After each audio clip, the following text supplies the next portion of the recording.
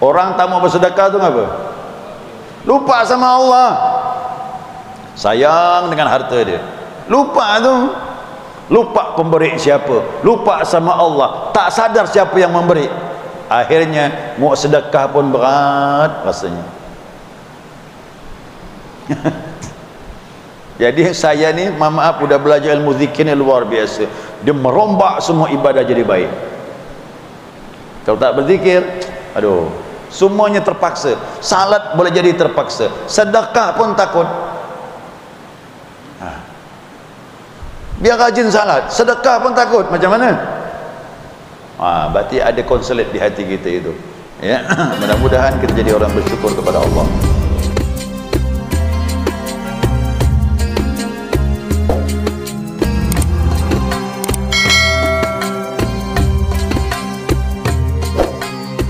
Rabbil alamin. Allahumma salli ala nuril anwar wa sirril asrar wa tiryakil aghyar wa miftahi babil yasar sayyidina wa maulana Muhammadin al-mukhtar wa alihi al-athhar wa ashabil akhyar adada ni'amillahi wa ibdalih. Subhanaka la ilma lana illa ma 'allamtana innaka antal alimul hakim. Allahumma dzakirna ma nasina wa 'allimna ma jahilna wa la hawla wa la quwwata illa billahil 'aliyyil 'azim. Qala musannif rahimallahu ta'ala wa nafa'ana bi 'ulumihi fid dharain amin. Jemaah sekalian yang saya muliakan, assalamualaikum warahmatullahi wabarakatuh. Alhamdulillah, senantiasa kita mengaturkan pujian dan syukur kita kepada Allah Azza wa Jalla atas limpahan rahmah hidayahnya. Malam ini kita dapat melanjutkan kajian kita, mudzakarah kita, panduan kitab Al-Minahus Saniyah. Ya, kemarin ya, ada hadis yang tertinggal, ya, satu hadis yang tertinggal tetapi tidak disebutkan dalam terjemahan. Namun dalam kitab aslinya ada hadis yang pendek, bahwasanya tentang keutamaan zikir itu juga disebutkan dalam hadis Nabi SAW. Kata Nabi, man lam yadhkurillahi ta'ala faqad bari'a minal iman. Ya, siapa orang yang tidak ingat kepada Allah, ya, tidak berzikir kepada Allah Subhanahu wa taala, faqad bari'a minal iman, sungguh dia dijauhkan daripada iman. Apa hubungan dengan zikir? Ya, iman itu ciri-cirinya orang beriman tuh banyak berzikir. Nah, kalau orang-orang yang imannya lemah, tentu dia lemah untuk berzikir. Allah Subhanahu wa taala memanggil orang yang beriman itu, ya, dengan sebutan orang-orang yang banyak berzikir.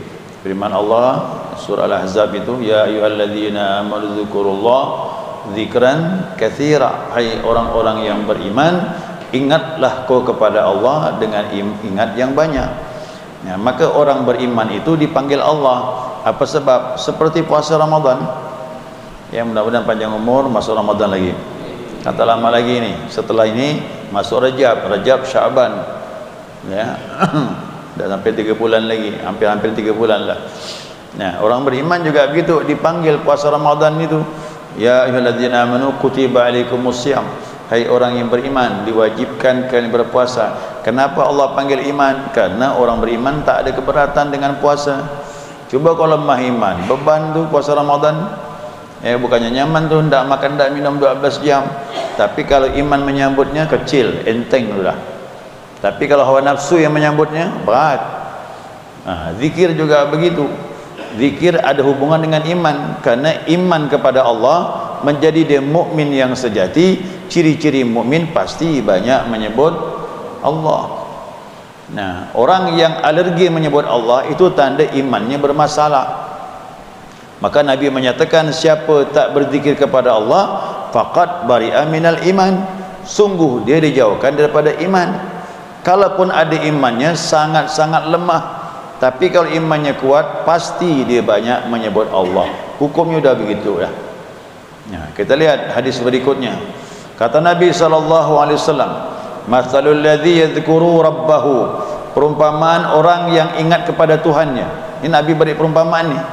Perumpamaan orang yang ingat kepada Tuhannya, walladzi la yadhkuru, dan orang yang tak ingat Tuhan.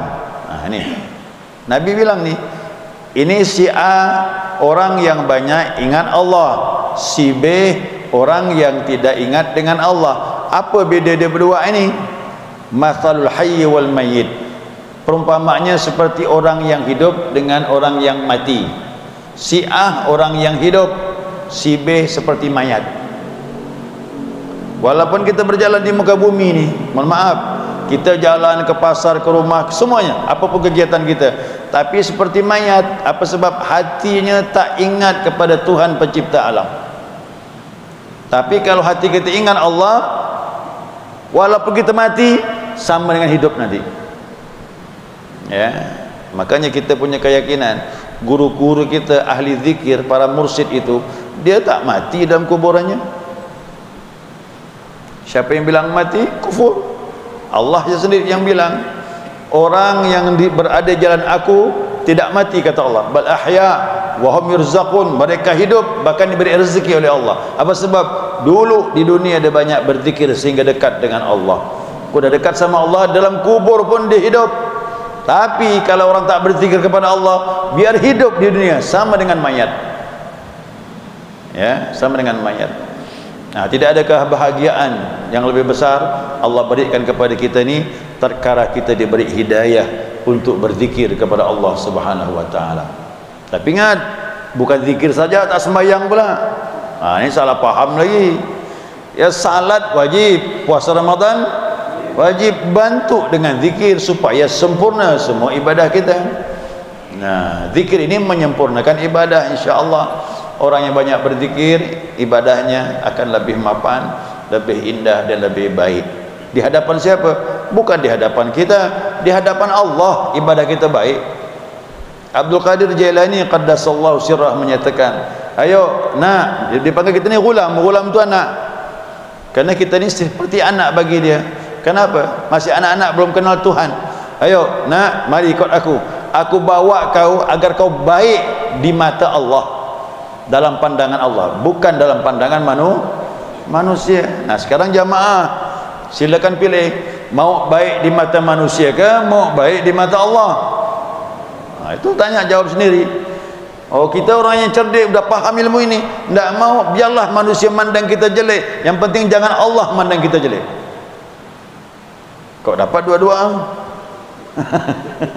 Baik dalam pandangan Allah, baik dalam pandangan manusia. Tapi ingat, kadang orang-orang yang baik dalam pandangan Allah pasti banyak fitnah.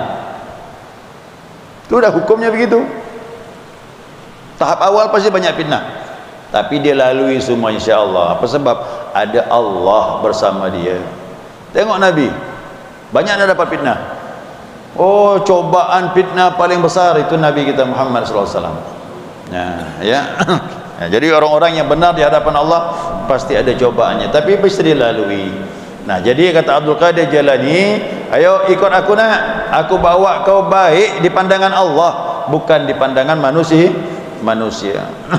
Ya, ini zikir kita akan dibuat jadi baik ya di hadapan Allah Subhanahu wa taala. Nah, kemudian hadis berikutnya lagi. Ini hadis semua ni ya, hadis semua tentang zikir ni. Ini dikumpulkan di bab terakhir ni tentang zikir. Setelah itu khatam gitu nih. Selesai, dah tak ada pembahasan lagi. Ya, wallahu alam, sambung kitab kan tak ada tahu nanti ni. Ya. Kan jelas ni khatam nanti ni. Nah, kemudian warawahu aidan biqaulihi ta'ala. Diriwayatkan juga perkataan Allah Subhanahu wa taala. Kalau Allah berkata berarti hadis apa ni? Hadis qudsi. Hadis qudsi itu Allah berfirman. Apa kata Allah? Ya bani Adam, hai anak Adam. Masuklah kita semua ni. Allah bilang dia, ya anak Adam, idza dzakarani syakarani. Jika kau ingat aku, berarti kau telah bersyukur dengan aku, kata Allah. Masya Allah. Jadi orang bersyukur suruh banyak zikir. Jika kau ingat aku, kata Allah, maka kau bersyukur kepada aku. Wa idza nasitani kafartani. Jika kau lupa dengan aku, kau kufur dengan aku, kata Allah. Ayo, kuncinya orang syukur tu apa? Ingat. Ayo, saya dapat rezeki ni. Macam mana cara bersyukur dapat rezeki? Ingat, rezeki ni datang dari mana?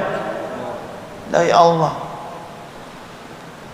Jamaah sekalian, hati, perasaan takkan muncul seperti itu kalau hati tak berzikir kepada Allah. Kalau hati berzikir kepada Allah, pasti sadar, lambat laun sadar kita. Apa sebab?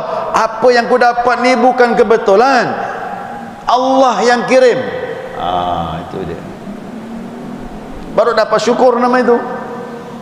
Tapi isi dulu hati dengan zikir. Apa kata Allah bilang? Jika kau ingat aku, kau bersyukur. Tapi jika kau lupa dengan aku, berarti orang tak mau bersedekah tu apa? Lupa sama Allah, sayang dengan harta dia, lupa tu, lupa pemberi siapa, lupa sama Allah, tak sadar siapa yang memberi. Akhirnya mau sedekah pun berat rasanya. Jadi saya ni, maaf, udah belajar ilmu zikir ni luar biasa. Dia merombak semua ibadah jadi baik. Kalau tak berzikir, aduh, semuanya terpaksa. Salat boleh jadi terpaksa, sedekah pun takut. Biar rajin salat, sedekah pun takut. Macam mana? Berarti ada konselit di hati kita itu, ya. Mudah-mudahan kita jadi orang bersyukur kepada Allah, ya. Banyak-banyak zikrullah. Kenapa? Ini hadis kursi. Al-Quran jelas lagi, surah Al-Baqarah. Apa kata Allah? Fadhkuruni adzkurkum washkuruli wala takfurun. Ingatlah kau dengan aku, kata Allah, jangan kau lupa, jangan kau lupa. Bersyukurlah kepadaku, jangan kau kufur. Udah. Al-Quran, hadis kursi lagi. Berarti Allah senang kepada hamba-hambanya yang berzikir. Tidak ada kematian yang paling indah. Nanti insya-Allah tak lama lagi kita mati. Apa kematian yang paling indah kata Nabi? Kebiasaan waktu kau hidup. Kalau orang biasa berzikir, mudahlah tu ditalqin nanti tu, tak payah.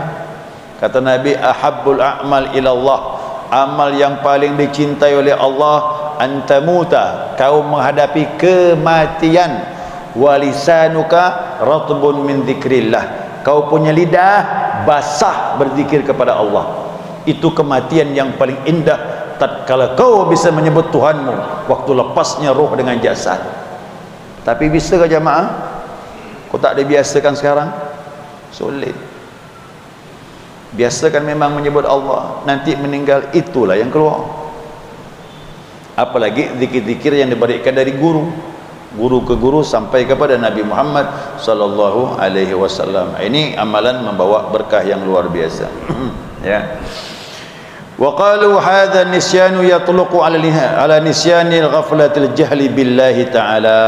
Jadi hadis tadi dikomentari sama ulama. Waktu Allah bilang, jika kau ingat kepadaku, kau bersyukur, jika kau lupa, kau kufur. Apa makna hadis ini?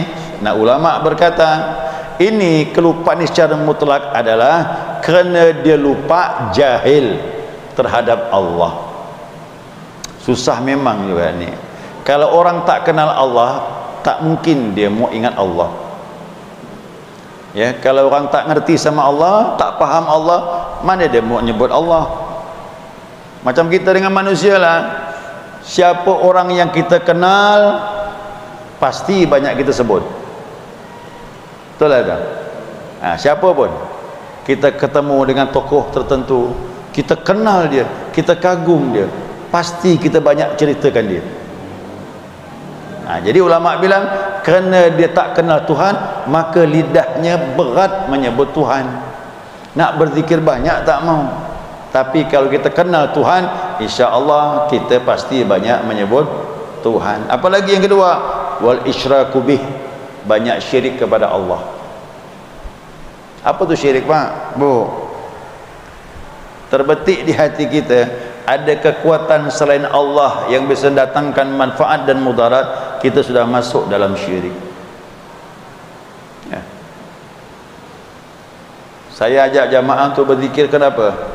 Biar kita sadar Sakit datang tu Allah kirim, sembuh pun dengan izin Allah. Rezeki datang tu Allah yang kirim, keluar pun dengan izin Allah. Apa pun yang kita hadapi, kesempitan datang kita sabar, kelapangan datang kita bersyukur. Semua aturan di muka bumi ini, kalau sudah faham la ilaha illallah, sana semua sumbernya, maka banyak-banyak sebut kalimat ini, muncul nanti itu. Tak lagi kita syirik kepada Allah Subhanahu wa taala. Zikir subhanallah itu kagum tentang ciptaan. Zikir Allahu Akbar itu tentang kebesaran Allah. Zikir alhamdulillah tentang nikmat yang tak terhingga. Istighfarkan tentang dosa. Ada zikir yang menghilangkan syirik. Apa tu? La ilaha. Orang kalau tak syirik, aduh, semua penyakit hilang. Tak lagi dia menyekutukan Allah dengan apa pun. Maka saya nak menolak zikir yang lain. Zikir yang lain saya pakai juga, tapi tetap perbanyak zikir ini. Ini zikir tauhid, menghilangkan kesyirikan kita kepada Allah Subhanahu wa taala. Sepakat ulama ya, seluruh ulama-ulama tasawuf, tidak ada zikir yang paling afdal kecuali kalimat la ilaha illallah. Wa ala nisyani ghaflatil iradi anillahi ta'ala wa tariqihi. Ya. Jadi atas kelupaan lalai kepada Allah, berpaling dari Allah dan jalannya. Siapa yang lupa kepada Allah pasti berpaling dari Allah dan berpaling dari jalannya Allah Subhanahu wa taala. Kedua-duanya mazmum, tercelah. Ya, tercelah. Syirik dengan lupa, dua-duanya tercelah. Tapi kalau ada tauhid kepada Allah, pasti ingat zikir kepada Allah Subhanahu wa taala. Kemudian hadis yang terakhir. Yang terakhir ke? Belum ya? Belum kan? Ya, sekali lagi. Belum terakhir, ada dua lagi yang zikir hadisnya. Nah, waruwiya Tirmizi. Imam Tirmizi meriwayatkan sebuah hadis dari Nabi sallallahu alaihi wasallam. Idza maratum bi riyadil jannah farta'u. Apabila kalian melewati taman-taman surga, maka bersenang-senanglah. Farta'u ni apa? Nah, artinya tamatta'u, bergembiralah, datangi, bersenang-senanglah di situ, kata Nabi sallallahu alaihi wasallam. Kalau kau ketemu taman surga. Bingung sahabat ni. Qalu ya Rasulullah, hai Rasulullah, kata sahabat, ramai sahabat nanya ni, serempak nanya, ya Rasulullah, wa ma riyadul jannah, apa tu taman-taman surga?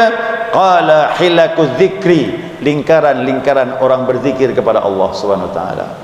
Kita kumpul ramai ni, kita berzikir kepada Allah. Apa kata Nabi? Di situ nikmat surga kau dapatkan. Bingung tak kita kan? Apa maknanya? Orang yang berzikir sebenarnya dia tanpa disadari berada di taman surga. Tinggal nunggu mati ya tu. Begitu mati meninggal, pindahlah. Sampai Nabi bilang begitu, Nabi beri perumpamaan tu. Masa tak kita renungkan? Kau berada di taman surga, kata Nabi bilang, waktu kau berzikir ramai-ramai itu. Kan hilaku zikri, lingkaran, berarti ramai lah. Berarti zikirnya sendiri ke berjamaah?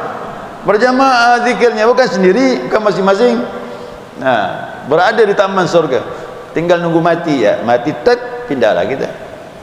Ya, jadi kuburan tu bisa taman daripada taman surga, bisa juga jurang daripada jurang api neraka. Dua kemungkinan. Ya. Nah, jelas sudah bahwasanya kita disuruh zikir berjamaah kalau dapat. Ya, berjamaah. Nah, tapi zikir ini tetap sendiri pun jalan. Tidak harus berjamaah, tapi berjamaah Masya Allah. Saya sampai sekarang ini zikir sendiri dengan berjamaah lebih saya rasakan nikmat berjamaah. Luar biasa berjamaah. Berjamaah tu bisa sampai 1000. Kalau sendiri berat 1000. Malam mandang tasbih ya gini. La ilaha illallah ta'ala, mandang ke tasbih gini. Tapi kau berjamaah, Masya Allah, bisa 1000 Pak. Ya, kau berjamaah bisa 1000. Asyik berjamaah itu luar biasa. Itulah kelebihannya hilaku zikri, lingkaran-lingkaran orang berzikir kepada Allah Subhanahu wa taala. Nah, kemudian ini hadis yang terakhir.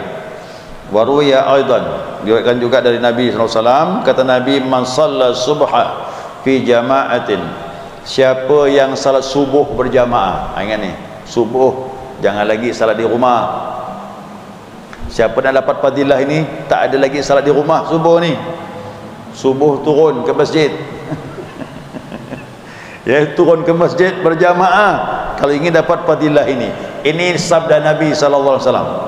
Siapa subuh berjamaah, kata Nabi, summa qa'ada yadhkurullahu ta'ala, kemudian dia duduk berzikir kepada Allah Subhanahu wa taala setelah salat subuh, hatta tatlu asyamsu, sampai terbit matahari. Ini kalau tak biasa berzikir Pak, lari bang. Zikir subuh tu yang panjang-panjangnya orang lari, apa lagi sampai terbit matahari. Coba hitung tu terbit matahari. Matahari terbit kalau tidak salah sekarang ni 50. Dari jam 6 kurang 10. Kita mulai salat jam 5 kurang sampai jam 6 kurang 10. Tak usah beranjak. Salat, kapan salatnya? Paskan jam 6 bawa salat. Jam 6 tu. Terbit matahari, naik sedikit, baru salat. Apa kata Nabi? Nah, hatta tatul asyamsu, berzikir kepada Allah setelah salat subuh sampai terbit matahari, summa shalla rak'atain, kemudian salat 2 rakaat. Salat apa ni? Isyraq. Usalli sunnatal isyraq rak'ataini lillahi ta'ala. Ini ada salat isyraq 2 rakaat. Nah, kemudian kata Nabi apa? Kanat lahu ka ajri hajjatin wa umratin tammatin tammah, maka dia mendapatkan fadilah ganjarannya seperti haji dan umrah sempurna, kata Nabi SAW. Jadi yang tak ada duit, tak mampu pergi umrah haji, jangan kecil hati, amalkan ini ya. Jadi zikirnya besar fadilahnya Pak ya, besar fadilahnya. Tapi tahan nak berzikir sampai terbit matahari. Saya tidak nyuruh ni ya, tapi begitulah kata Nabi. Tapi kalau dicoba, mau tahu kita bagaimana kita berzikir sampai terbit matahari. Belajar sikitlah betah duduk berzikir. Janganlah kita duduk ngomong-ngobrol 2 jam tahan. Jadi kan 1 jam lebih sedikit ya tu. Kalau kita salat subuhnya jam 5 kurang 15, nah berhentinya jam 6 kurang jam 6 lah ya, berarti 1 jam 15 menit. 1 jam 15 menit Pak, dari salat sampai zikir sampai terbit matahari sampai salat isyraq 2 rakaat. Nabi yang bilang ni, tapi Nabi tidak maksakan, ini sunnah. Cuma Nabi mau tahu siapa yang kuat. Gitu. Bisa duduk berzikir sampai terbit matahari. Dan itu dilakukan, ingat ya, salatnya berjamaah. Lalu ada bertanya, Pak Ustaz, boleh tak isyraq ini di rumah? Boleh, tapi jangan nak mengharapkan pahala haji umrah, itu tak dapat. Paling-paling dapat fadilah sunnah saja 2 rakaat. Kan ada orang yang terlambat bangun subuh jam 5, tapi dia mau mengamalkan ini, boleh ke? Boleh, tapi pahala salat saja. Jangan nak mengharapkan pahala haji dan umrah. Kenapa? Besar tu biaya itu, 34 juta haji, ya kan? Waktu 41 hari lagi ya, ongkosnya 43 juta, mak 34 juta, waktunya 42 hari lagi.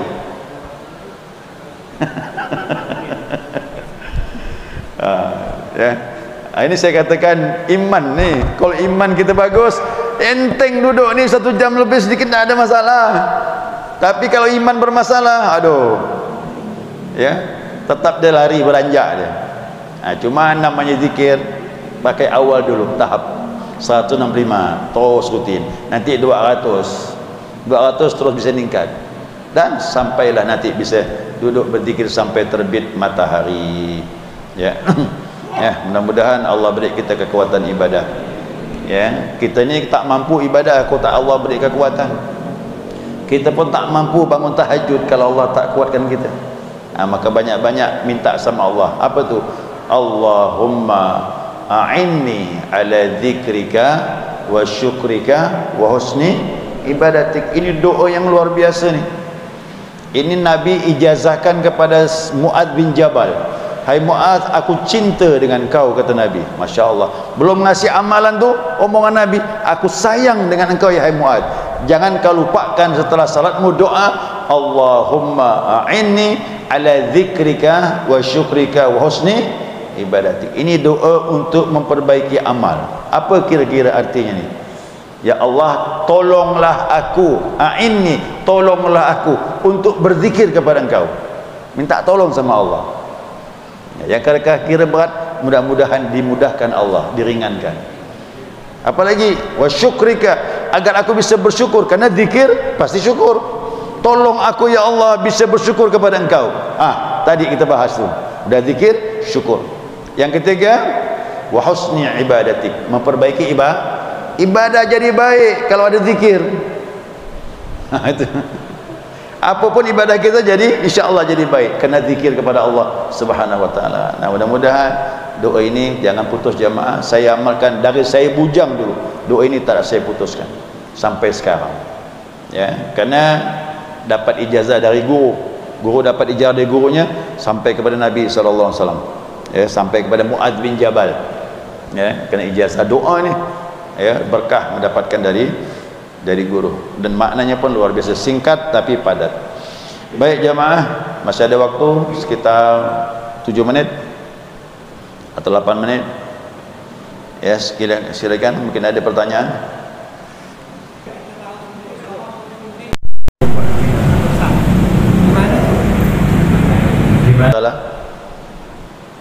Hukum fikih ini ya.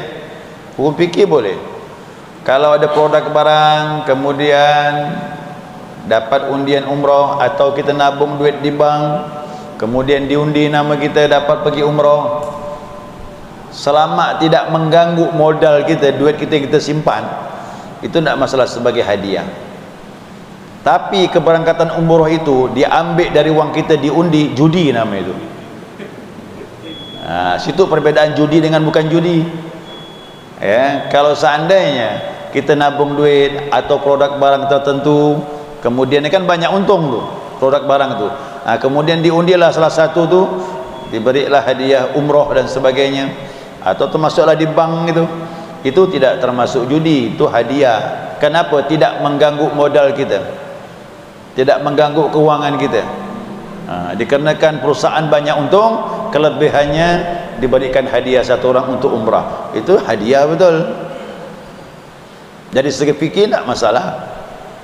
Tapi kalau dah mengganggu duit kita, nanti saya ambil duit rekening bapa sekitar 200.000, dari uang ini nanti kita undilah berapa orang pergi umrah. Judi itu judi, haram hukumnya.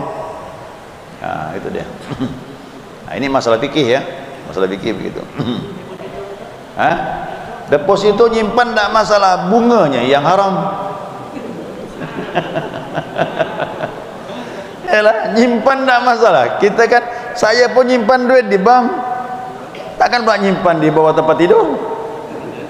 Itu orang dulu, orang sekarang nyimpan duit di bank, tapi ingat bunganya itu haram. Tapi sekarang kan udah ada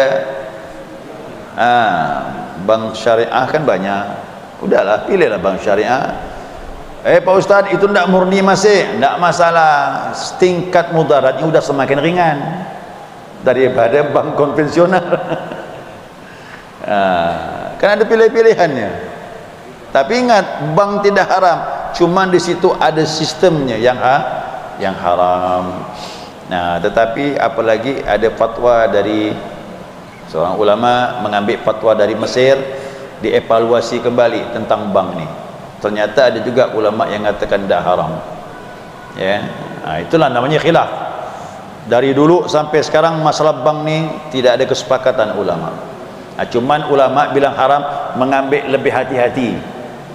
Itu namanya ihtiyat, lebih hati-hati, maka bunga dikatakan haram. Tapi ulama-ulama di Mesir tu kebanyakan mengatakan tidak haram. Ya, wallahu alam. Kita cuma hati-hati saja. Ya, kita hati-hati. Karena begini jamaah, ni ya. ulama yang mengatakan haram karena ada janji bunga. Kalau kau nyimpan sekian persennya bunganya, 1% atau 0, sekian persen bunganya, waktu menetapkan bunga pada akad awal itu, itulah namanya riba. Kalau tidak ada penetapan bunga, itu tidak ada masalah. Saya minjam duit dengan Pak Haji Suko. Pak Haji Suko pinjam duit 5 juta, bila balikannya? Bulan depan lah. Tak ada perjanjiannya, betul-betul minjamkan. Saya kembalikan 5.500.000, rasa terima kasih. Tapi tidak ada penetapan dari Pak Syukur, halal. Tapi begitu Pak Syukur bilang boleh pinjam, baliknya 5.500.000, nah, itulah riba namanya itu. Orang bilang dulu rentenir namanya itu.